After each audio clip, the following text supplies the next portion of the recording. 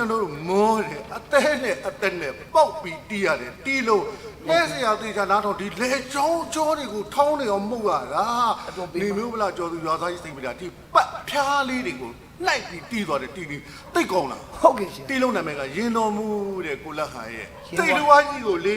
ချစ်ကြတာလည်းမပြောလဲကျွန်တော်ကအကြံဖန်လုပ်ရတဲ့ကိစ္စမျိုးဆိုကျွန်တော်ဘာမှမလုပ်ချင်ကျွန်တော်ဒီတဘာဝသိပ်ပြန်လို့ကျွန်တော်နဲ့ဒီအကိုစမ်းနဲ့ပေါ့ဗီဒီယိုဆရာနဲ့တိုင်ပင်ပြီးတော့အကိုကြောင့်နေနားတော်မှာဆိုတော့ကျွန်တော်တို့ဥပေါက်စဥကြောင့်နေနာမည်ကြီးလူရှင်တော်နှစ်ယောက်ရှိတာကိုဘန်ဒလေးမှာနာမည်အကြီးဆုံးမြန်မာနိုင်ငံမှာလည်းနိုင်ငံအကျော်ဆုံးဥပေါက်စကြီးနားသွားတယ်တပ်ပိုင်းမှတ်တိုင်မကြမ်းခဲ့ဘူးဥပေါက်စကြီးကျွန်တော်တို့ကြည့်တယ်မှာလဲဆိုတော့ကြည့်လို့မရဟောဒီဥကြောင့်နေရလဲနားတော်မှာဆိုတော့ဟောဒီဥကြောင့်နေတော့မှတ်တမ်းကြအောင်ဆိုပြီးတော့ဗီဒီယိုဆရာကိုစမ်းနဲ့တိုင်ပင်ပြီးတော့မှတ်တမ်းရိုက်လိုက်တာအဲ့ဒီကိုရပေါက်လိုက်တာကဘာကိုကြော်သွားတာဘာလို့လဲအဲ့တမှာမှတ်သားစရာတွေကျွန်တော်တီးတာပါတယ်အကိုကြောင့်ဒီပြောခဲ့တဲ့စကားဟုတ်လားအကိုကြောင့်ဒီတရုပ်ဆောင်ခဲ့တဲ့ပြရုပ်တွေအကိုလုံးမြင်ရကျွန်တော်တီးခဲ့တဲ့နွားမြစ်ဓာစားနွားသားမစားဘူးကျွန်တော်ပြောခဲ့တယ်တီးခဲ့တယ်ကျွန်တော်ကုသိုလ်ရတယ်မြင်းညာအရှိဘက်ကနတ်ထားဆိုတဲ့ရွာတရွာလုံးအမဲသားပြတ်သွားတယ်ကျွန်တော်သိကုသိုလ်ရဟုတ်တယ်နော်ဟုတ်ကဲ့နောက်တော့ကျွန်တော်တီးခဲ့တဲ့တရားထဲမှာငါနှုတ်ဟုတ်တယ်နော်ဒုတိယကွေတဲ့ကြတော့ငါဥသွားတော့အခါသာသမီနဲ့မိဘချစ်ချင်းဖြစ်တာတတိယကွေတဲ့လူတွေလူစိတ်ပြောင်းမှာဆိုလို့စိတ်ပြောင်းမှာဆိုအခုဒီတစ်ကျွန်တော်ကြံစထားတာတင်သိငါသိအားလုံးသိ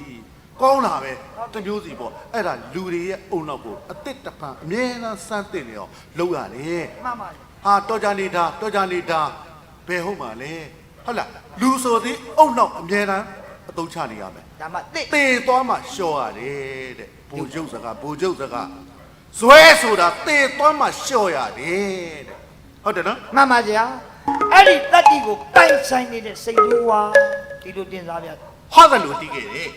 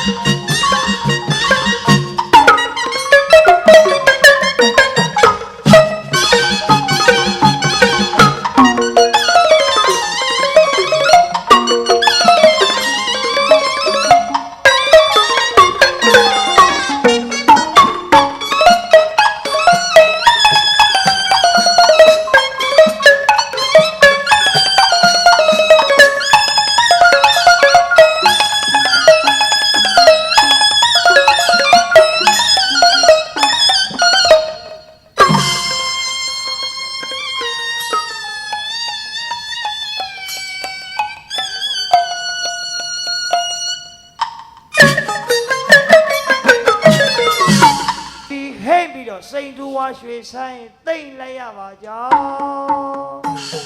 သမင်းစာပြီ